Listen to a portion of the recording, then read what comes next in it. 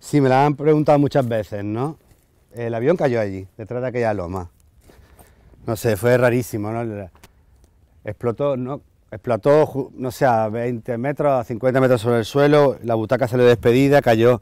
Yo estaba sentado aquí en la silla de mimbre de mi abuela, la butaca cayó ahí. No, la única butaca del avión que cayó en esta casa. Y, y bueno, yo estaba viendo un eclipse de sol, no había, solo escuché el ruido, la defragación, una luz, y me encontré al tipo ahí, muerto, intacto, en la butaca del avión, y yo en ese momento, cuando salen los primeros rayos del sol después de que termina el eclipse, lo veo y me desmayé, que me desmayé. Cuando me desperté, pues había un forense aquí, un juez, y yo le dije que bueno, que yo había comprado la casa por la mañana y no sé, que me ponía a su disposición, ¿no? Y bueno, resulta que luego me llamó el forense, que me podía ir allí a la morgue y me dijo si conocía al tipo ese que había muerto en mi jardín, y yo le dije que sí, le dije la verdad, no quería engañar, le había comprado la casa esa misma mañana, él tenía un avión para, no sé, a mí no me dijo dónde, parece que el avión volaba a Sudamérica, y luego el forense me dijo que tenía todo el cuerpo tatuado con tinta invisible, y, y yo dije, bueno, y que contaba una historia ahí, no sé, yo la verdad no sé lo que creerme. Un día fui a dar un paseo ahí donde creía que había caído el avión y yo no encontré nada, ¿no?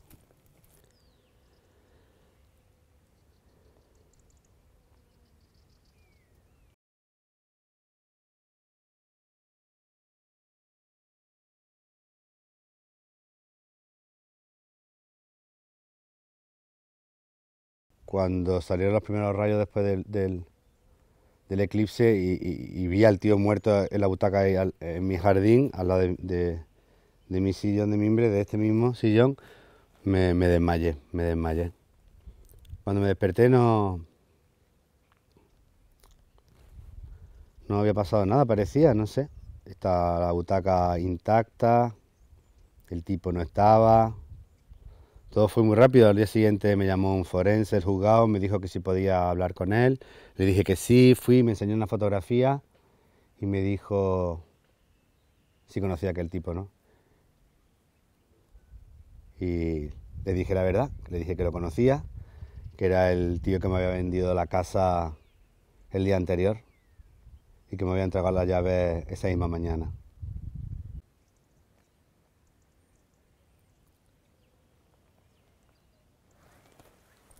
El accidente fue allí, ahí atrás. Ahí se estrelló el avión. De todas las cosas por saber más codiciadas del ser humano, la más codiciada de todas ellas, es saber qué pasa después de la muerte, ¿no? No ni siquiera saber qué ocurre cuando te mueres, sino qué hay más allá. ¿Hay algo? Yo creo que a cualquier persona le gustaría saberlo y volver para contarlo, ¿no? Y justo eso es lo que Hércules tenía tatuado en su cuerpo.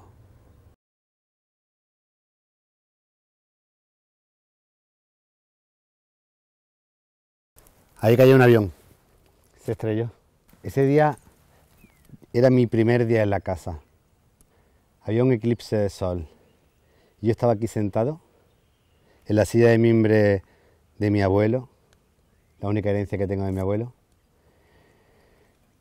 viendo el eclipse, justo en el momento en que la sombra de la luna tapaba el sol, que ya estaba cerca del horizonte. Ahí, detrás de la casa, justo ahí detrás, empezaron a acordonarlo todo para encontrar restos de la gente del avión que habían muerto, no sé, era no sé de qué agencia era. Solo, con un silencio absoluto. Estoy viendo yo ese fenómeno y oigo así como una especie de explosión, como si el suelo retumbara a mis pies. Me asusto, pero en ese momento había una completa oscuridad, no se veía nada ahí. Aparte del resplandor, ese fulgor de momento, desapareció y cuando me di cuenta tenía una butaca de avión a mi lado con un tipo sentado en ella. Lo más curioso de todo es lo que pasó después.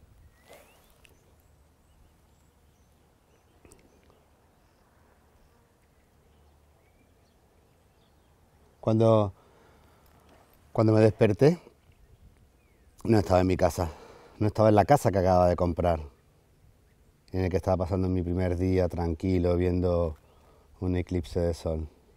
Estaba en la cama de un hospital. Cuando me desperté todo el mundo me hacía preguntas.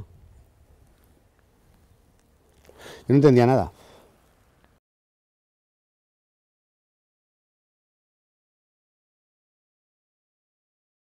No iba hacia un destino en Europa, iba hacia un destino en Sudamérica. O sea, el tipo que falleció en mi jardín iba a Sudamérica.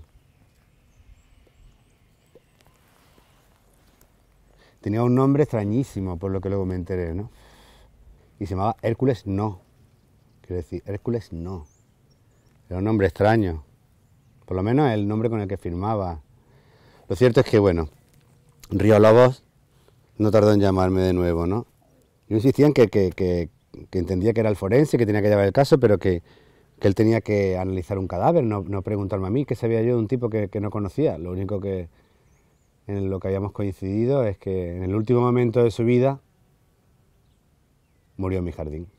Si es que murió en el jardín o no murió por la propulsión y por el cambio de presión del avión. No sabía lo que hacer, la verdad. Pero a medida que pasaba la semana y yo estaba aquí, estaba el lugar donde había caído la butaca, pero ya no la butaca del avión porque se la habían llevado la policía.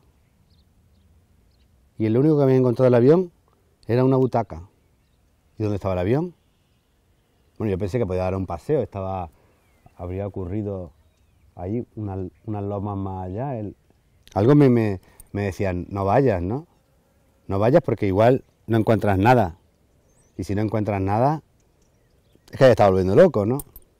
Pero no, yo sabía que no me estaba volviendo loco porque había un forense adscrito al juzgado que estaba llevando el caso de Hércules. En realidad, el auténtico propietario de esta casa que yo compré a un tercero era él. Pero toda esa historia de por qué él había vivido en esta casa la tenía tatuada en su cuerpo, ¿no? Yo puedo imaginar el dolor que puede causar que te tatúen en un párpado, ¿no? Nadie sabía que se había estrellado un avión. Yo no podía entenderlo, ¿no? No había aparecido en las noticias, no apareció, de hecho. Y Río Lobos luego me reveló que lo extraño del tipo no era el tatuaje, ¿no? El tatuaje que se veía, sino la historia que el tipo tenía tatuada, ¿no? Escrita en su propio cuerpo. La piel no la disputó nadie, ni el cadáver, porque este tipo que había muerto, Hércules, no tenía familiares, por lo menos no aparecieron, ¿no? Se me ocurrió dar un paseo para ver dónde había caído el avión, con 200 y pico personas, parece que no encontré nada. No vi ninguna policía, ni guardia civil, ni ejército, digo, no había nada, ¿no? Pero lo cierto es que el forense tenía un muerto que había muerto en mi jardín y que era hasta ese día casi el propietario de la casa, ¿no? ¿De qué huía el tipo ese, no? Si es que huía, yo no sé. Río Lobos se llamaba el forense, ¿no? Y me dijo que había visto que tenía su cuerpo tatuado de una manera extraña, con una tinta invisible, que parece que contaba una historia allá, una historia en su propio cuerpo, que como no se había quemado, permanecía intacto, se podía revelar poco a poco. Yo no sabía qué decir, no sabía qué hacer, estaba absolutamente sorprendido, no quería que se enteraran los medios de comunicación porque me iban a dar el coñazo, yo no quería hablar con nadie de aquello. Mi único vínculo en realidad era el forense, el Río Lobos, ¿no? Tipo muy profesional, la verdad, muy interesado casi se lo tomó como una cosa particular esa investigación del cuerpo del tipo que había muerto en mi jardín, que era que había sido el dueño de la casa hasta hasta el día de antes, ¿no? Era raro, la verdad, era como para escribir una novela y yo dije, voy a escribirla, ¿no? Voy a escribir sobre...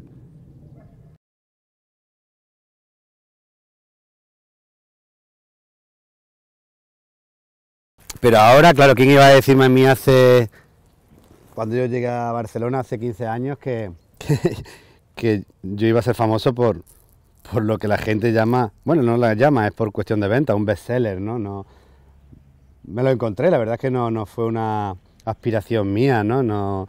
Yo no quise escribir un bestseller. Y de hecho la historia la escribí porque siendo escritor, al encontrármela no podía decir que no, era algo que tenía mucho interés por su propia irrealidad, ¿no? Casi era tan extravagante la historia que era casi surrealista y con todos los elementos para convertirse en una gran historia. Eso sí lo tenía claro, ¿no? Pero al fin y al cabo yo la historia no me la inventé, o sea, es que sucedió en la realidad, ¿no? Y sucedió aquí en esta casa, ¿no? De hecho el avión explotó a 50 metros por encima de la loma esa que hay ahí atrás, fue aquí, ¿no? Y el tipo que salió despedido en la butaca cayó aquí, en el jardín. Yo estaba sentado en esta misma silla de mimbre de mi abuelo y viendo un eclipse de sol el mismo día que había comprado la casa, ¿no? Y cayó justo aquí. Y resulta que el tipo que cayó aquí, intacto, su cadáver, pero muerto eso sí. Pues sí, el tipo que cayó aquí no era ni más ni menos que el tipo que me había vendido la casa la misma mañana, o sea, ese tipo se iba de aquí, de la casa, a Sudamérica, parece ser, ¿no? Porque el avión volaba para allá, yo nunca me dijo dónde se iba, ni me dijo que se iba de Barcelona siquiera, y cayó en esta casa. Si huía de algo de esta casa, al final murió en la casa, o sea, que esa historia tenía muchísimo juego, ¿no? El problema era cómo abordarla, ¿no? Cómo contarla, pero nada, tardé un montón, la verdad es que hasta caí en una depresión antes de poder conseguirlo, ¿no? Que no tiene nada que ver con esa historia. La depresión fue bueno, en fin, porque uno se queda sin serotonina, es una cuestión química en realidad, ¿no? Hay mucho tabú alrededor, pero uno tiene que practicar la catábasis, como decían los griegos, que es la bajada al infierno. Todos los héroes y antihéroes de la mitología griega bajan, descienden en un momento dado al infierno y regresan, ¿no? Y claro, quien viaja al infierno y regresa no puede regresar siendo la misma persona, ¿no? Como el que viaja a la muerte y regresa, no se puede mantener luego indemne a ello.